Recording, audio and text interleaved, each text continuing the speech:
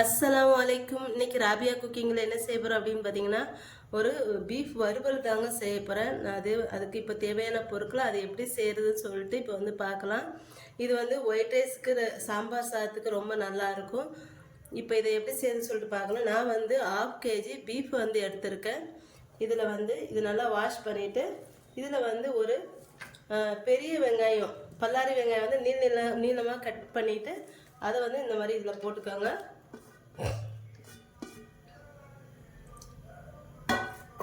அடுத்து வந்து 3 பச்சை மிளகாய். நீங்கள் உங்களுக்கு அதிகமாக காரம் வேணா கூட 2 வேணா சேர்த்துக்கோங்க.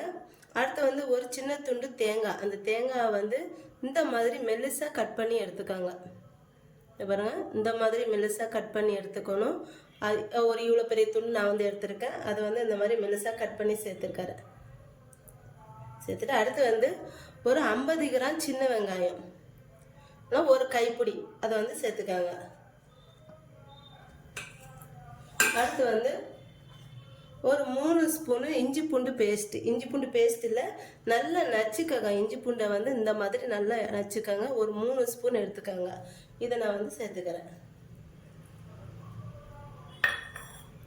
அடுத்து வந்து இதில் கருவேப்பிலை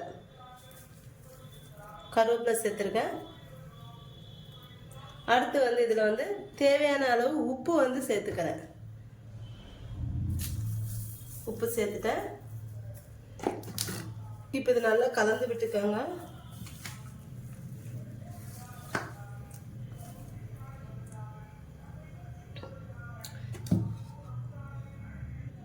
நான் இப்போ இதை வந்து ஒரு பிளேட்டில் வந்து மாற்றிக்கிறேன்.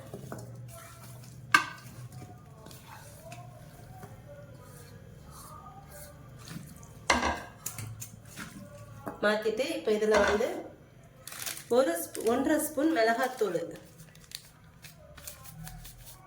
1.5 ஸ்பூன் சேர்த்துக்கோங்க. அடுத்து வந்து 1/4 ஸ்பூன் மஞ்சத்தூள் வந்து சேர்த்துக்கோங்க. அடுத்து வந்து ஒரு 2 ஸ்பூன் மல்லித்தூள் சேர்த்துக்கோங்க. அவ்வளோதான். இப்போ இது எல்லாத்தையும் மிக்ஸ் பண்ணிக்கலாம். இதை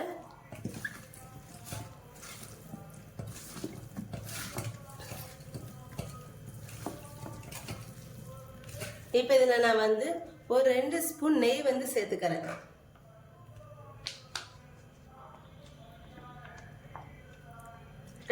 நெய். அவ்வளோதாங்க.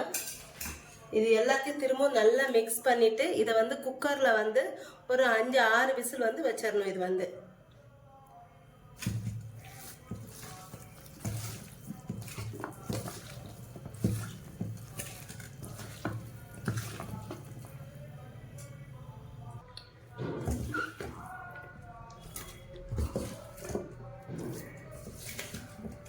இதில் வந்து ஒரு 1/4 ஸ்பூன் வந்து தண்ணி, 1/4 கப் வந்து தண்ணி வந்து ஊற்றிக்கோங்க.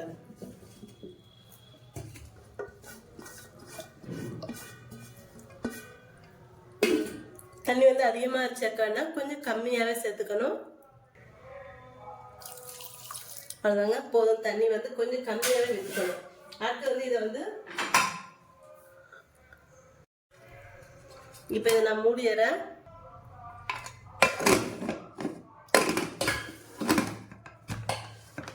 இது வந்து ஒரு 5 இல்லை 6 விசில் வந்து வச்சிடணும்.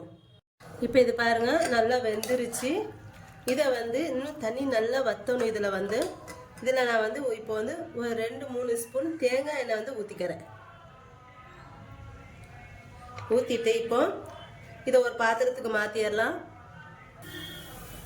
இப்போ நான் வந்து இந்த மாதிரி ஒரு பாத்திரத்தில் வந்து இதை வந்து ஊற்றிக்கிறேன். ஊற்றிட்டு இதை நல்லா கிளறிக்கிட்டு மீடியம் ஃப்ளேமில் வச்சுட்டு இதை மூடி வச்சிடலாம். இதை வந்து இது பாருங்கள், இப்போ நல்லா தண்ணிலாம் வற்றி நல்லா சுருண்டு வருது. இப்போ இதில் வந்து ஒரு 1/2 ஸ்பூன் சோம்புத்தூள் வந்து சேர்த்துக்கிறேன். அடுத்து வந்து ஒரு 1/2 ஸ்பூன் மிளகுத்தூள் சேர்த்துட்டு 2 சேர்த்து நல்லா கிளறி விட்டுக்கோங்க. அடுத்து மல்லித்தலை தூவி நல்லா கிளறிட்டு இதை வந்து ஸ்டவ் ஆஃப் பண்ணிடணும்.